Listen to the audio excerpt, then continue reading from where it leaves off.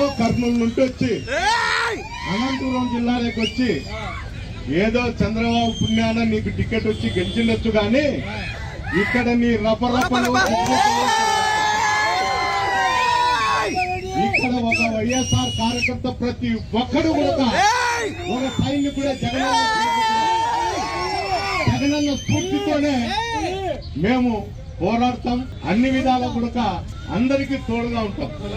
ఎందుకు చెప్తాను అంటే ఈ సందర్భంగా ప్రతి ఒక్క ఎమ్మెల్యే కూడా రెచ్చగొట్టే ధోరణిలో పోతారు కాబట్టి ఈ రెచ్చగొట్టే ధోరణి మానుకోవాలి. అయ్యా మా లీడర్ చంద్రబాబు నాయుడు చెప్పినారు ఎలక్షన్ల ముందు హామీలు నెరవేర్చే దానికోసం మేము కృషి చేస్తామని చెప్తాం. అది పోగొట్టి అయ్యా దౌర్జన్యాలు చేసుకుంటా అందరినీ నాకు తెలిసి 2-3 నెలల కిందట ప్రెస్ వాళ్ళని కూడా చెప్పినాడు రైలు పట్టాల కింద పండబెడతామని.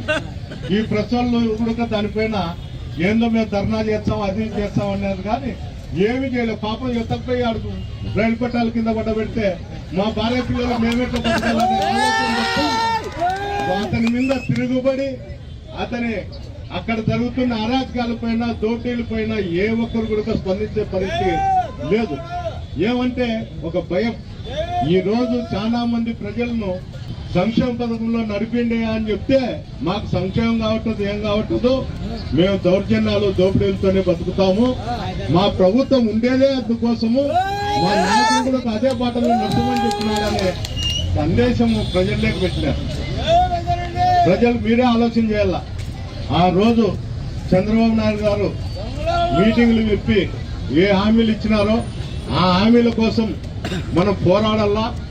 పోరాడితే తప్ప మనకు హామీలు కూడా రావు, ఏమీ రావు. ఆయన హామీలు చెప్పినవి ఈ విధంగానే మనం బాధపడుతూ ఉండాల్సిన పరిస్థితి ఏర్పడుతుంది. ఇవన్నీ ఈరోజు మన నాయకుడు జగన్మోహన్ రెడ్డి గారు ప్రజల్లోకి వచ్చి ఇవన్నీ చేస్తారు. ఇక్కడ ఉన్నటువంటి యువకులు కానీ ఇక్కడ ఉండే రాజకీయ నాయకులు కానీ దీనిపైన ప్రతి ఒక్కరూ స్పందించి పోరాటం చేస్తే పోయేదేం లేదు. మన మీద పెడితే 4 కేసులు తప్ప ఏదేదేం లేదు. కొడితే ఏడన్నా కొంత యాక్టివ్ ఉండే కార్యకర్తలు 4 ఏళ్ళు పడతారు. మన స్టేషన్ పోయి కేసు పెడితే మళ్ళా తిరిగి కౌంటర్ కేసు పెడతారు. దీనివల్ల తెగేది ఏం లేదు. కానీ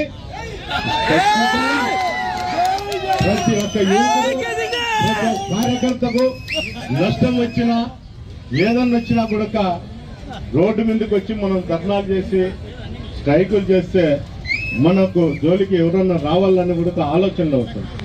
ముందు ఐకమత్యంతో పనిచేస్తాం.